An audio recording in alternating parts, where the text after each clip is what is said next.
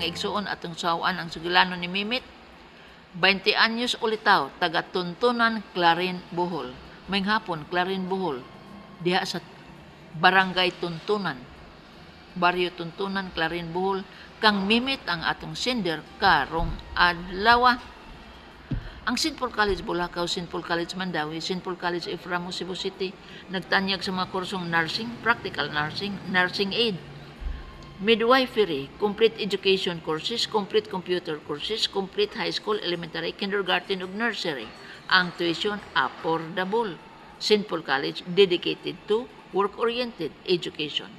Ang tuli sa Family Clinic Bulacau, Family Clinic Ramos, Magadungan, sugod Marso, Lahos, Hunyo, pagdalag 200. Attention Metro Cebu North and South. Attention Metro Cebu North and South. Ang St. Paul College sa Ramos Street, Cebu City, mubukas sa High School Department karong Hunyo 2010. Entrance 500, binuwan nga tuition 600. Tawag sa dugang kasayuran. O karon Mimit, taga Tuntunan, Clarin ka. Netabo ka ni atong Hunyo 2009. Ikaw Mimit, miawhag ni Bobong, imong best friend, nga muadto mo sa lungsod, kay mag-video kay mo, mag-inom sa og ginagmay.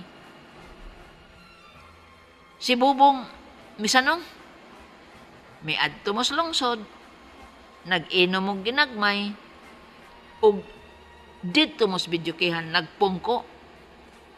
Sulagma dito sa video kayhan, si Ramon ug ang iyang mga barkada, diha pod nagkanta-kanta. Kini si Ramon ug mga karaang tao sa Tuntunan na ay atraso.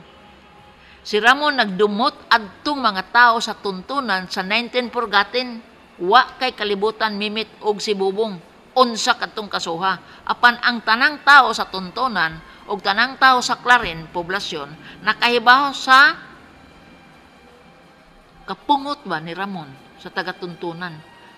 Kadtong iyang mga kontra, dugay na to mga karaang bugoy tos Tuntunan. Uy si Ramon, kay nakahibaw man siya, nakaila man siya ninyo nga taga-Tuntunan mo. Singit dayon si Ramon? Singit dayon si Ramon? Ingon dayon, ay ni, ay man di ay ning taga-Tuntunan. Karaan ra ba ni akong kontrang mga pisteha? Sa sinugdanan, ikaw Mit, wa lang ni mo tutagda. Kay wa man gani kakaila sa nga kontra ni Ramon. Kay 19 Purgatin lagi kadto. Napungot siguro sa Ramon nga wa siya tagda. Kay pasingit man siya. Nangita mag-inkwentro ba? Pabikil ba? Nagalusa man lang inyong mata diya si Bubong. Pungot si Ramon, ing uli. Pero nagbilin og tugon. Mubalik ko ha? Wa po ninyo tagdaon sa iyang meaning sa mubalik siya. Mubalik siya inom, mubalik siya kanta. Pero so, nakaalingkat mo nga, pertigang itukan, itok di sa Ramon ninyo. O di mo kasabot, kay wa lagi mo'y kalibutan sa mga atraso sa nagatuntunan, tali ni Ramon. Ginoo mibalik man na si Ramon.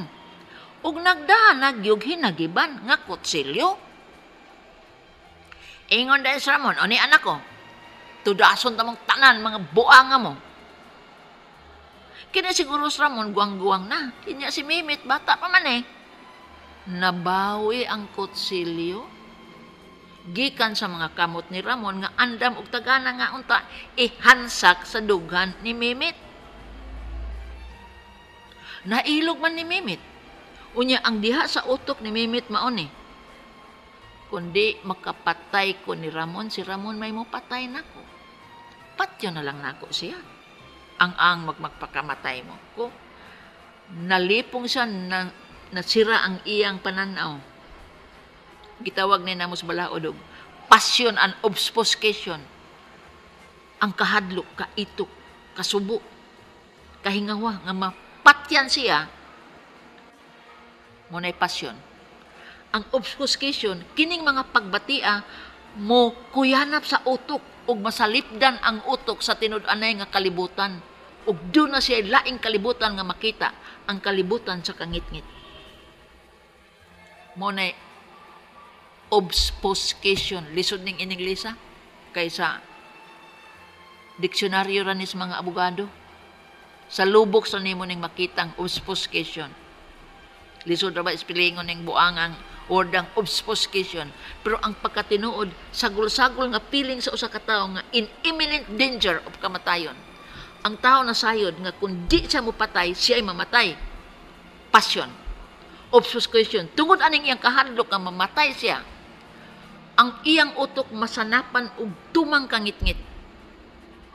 Og di na siya manapayan, unsa pay sunod niyang buhaton. Instinct na na. Gihansak ni Mimit ang kutsilyo sa lawas ni Ramon Kapito. Gidagan si Ramon sa ospital. Paglabay sa 8 ka adlaw, namatay. Wa kaagwanta sa mga mortal wound. Taop gitong kutsilyo sa lawas ni Ramon. Kay wa naman manapayan si Mimit, giunsa niya pag-ihaw si Ramon. Kay naan naman siya sa panahon sa obfuscation, ang iyang utok gisalipdan naman sa kangit-ngit. Kini ang sugilanon sa usa ka batan-on, 20 years old, single. Doktora, gikihara ba kog murder? Ngano man kang murder nga self-defense man to. Ang tubag mao man gid nay kansyon sa mga abogado, labi pa sa prosecution. Tudason gid ka sa higher crime kay moos-os man na. Unyag moos-os daan sila. Di ma-provision ka. Mao nay utok sa prosecution. Pasakaan na to ni kaso nga maguwang sa tinuod kaso kay magkadiun sa dito hawanan sa husgado, magkaus-us-us-us, di gini ka sa kay provision.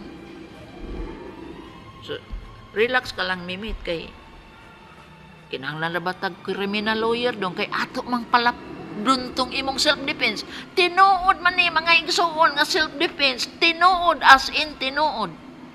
Nganong self-defense man, si Ramon ning balik. Unsa mang pagbalik ni Ramon kay mo patay ni Mimit, klaro kayo. Muna'y gitawag og provocation. Clear provocation.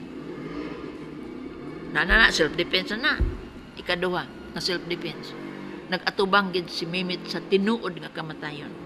Og di siya makapatay, siya mamatay. Second element, self-defense. Third, walay hinagiban si Mimit. Si Ramon ang nagda sa kutsilyo. Don't tell me, itaon ni may mong dughan. Sige, Ramon, dunggaba ko. Oy, dili. Superior ang kang Mimit nga hinagiban, kamot ra, kinumo ra. Ang kang Ramon, kutsilyo. Superior strength. Katulo nga element sa self-defense. Ikaupat, walay kalibutan si Mimit sa atraso ni Ramon sa tagatuntunan. Ug way kalibutan si Mimit kinsa sa tuntunan ang kontra ni Ramon. Inosente siya. Self-defense. Doktora, ang murder mo patighog ba sa homisidyo? Ang tubag mo patighog na kay nakapatay man ka. Homicide gyud. Homicide gyud. Nganong homicide man? Wa man kay tinguha mo patay. Si Ramon may naitinguha pagpatay nimo. Sulagma man lang ang pagpatay nimo because of self-defense. Kay wa pa sab ka mulihok adtong mo patay. Anheng naman ka karon, Mit. So, sangunan gi ka homicide.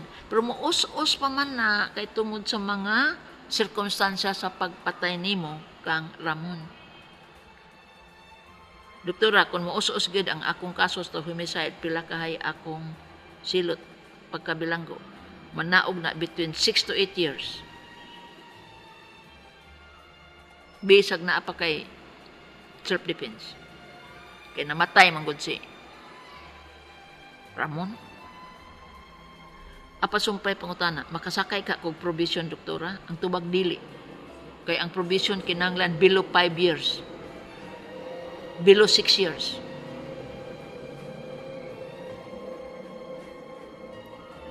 Katulong pangutana. Kung murder gyud ang i-charge doktora og dili balihon og dili mous-us sa homisidyo, pila day katuig sa bilangguan. Ang tubag dili man gyud ni ma-murder dong kay klaro man ang pagpatay nimo ni Ramon, dili gyud ni ma-murder. Doktora, kami bibot, kami may gakuyog si Bubong. Si Bubong, karsilon basab, bilangguon basab, sama sa pagbilanggo nako. Ang tubag di man ni konspirasi. The act of one is the act of all. Dili, ikaw raman adto'y nakabawi sa kutsilyo ni Ramon. Kay guha pa nimo mabawi ang kutsilyo ni Ramon, ikaw og si Bubong namatay na karon.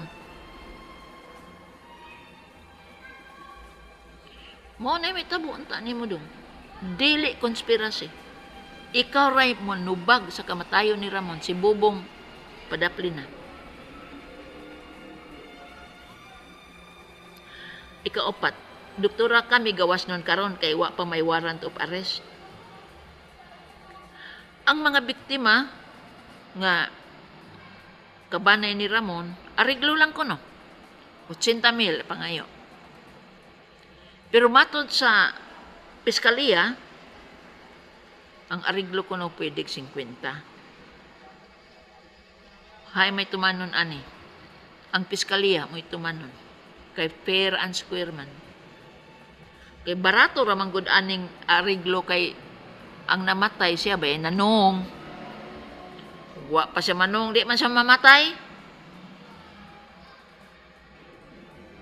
So ang criminal case dili ba na maariglo. Pero kung gusto silang ariglo, umtay mahimo ana. Kay sila may moatras sa kaso. Akong pamayag mo ni dong mimit kinalan kag expert criminal lawyer na naman iya mang batilon tong self-defense pabuhaon og maayo ang self-defense aron mo os gud ang imong silot to 6 to 8 years 8 years to 6 years. Ikaduha, klaro pa silaw sa adlaw ang self-defense nimo.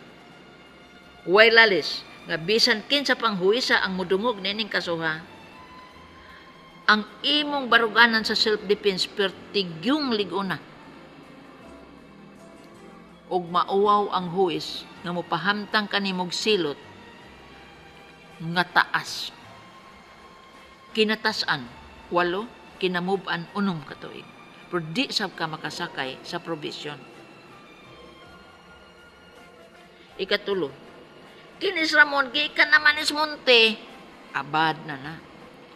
May nusay na niya kay ang iyang announcement sa pagkakita gininyo, maingan siya. Mga bay, akong ipliti og balik ni si Mimit og si Bubong sa munti. Uy, ipliti ko ninyag balik si Bubong og si Mimit sa munti. Gikan na diin is munting buangan ni. Ex-con diin is Ramon ay. Unya mo us-us manggid ang silot kung ang biktima ex-con. Kay naan naman sa ilang pamayhon. Kriminal di ay sila sa sinugdanan. Ikaapat, ang pagpatay ni mo klaro yung dili tinuyo. Kay si Ramon man ang nagdasay nagiban. Wa kay hinagiban nga gibitbit. Wa kay pong nga gibuhian. Si Ramon ning ingon gyud, balikon ta mo. Sa wa pa siya maingon sa balikon ta mo, ning announce na siya siyang mga bay, ako ning iplete og balik sa munti kining duha. O sinaw, klaro kayo. Nga panalipdan gid si Mimit sa self-defense.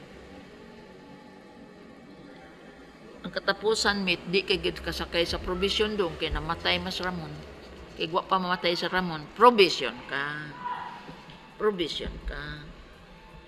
Mo nay subo nga sugilanon sa batanon Mimit. Mga igsoon, salamat sa pagtubay sa tulumanon hangtod sa sunod sugilanon din higapon sa kining akong suliran gikan sa RMN Cebu ug istasyon DYHP Tatak RMN. Daghang salamat.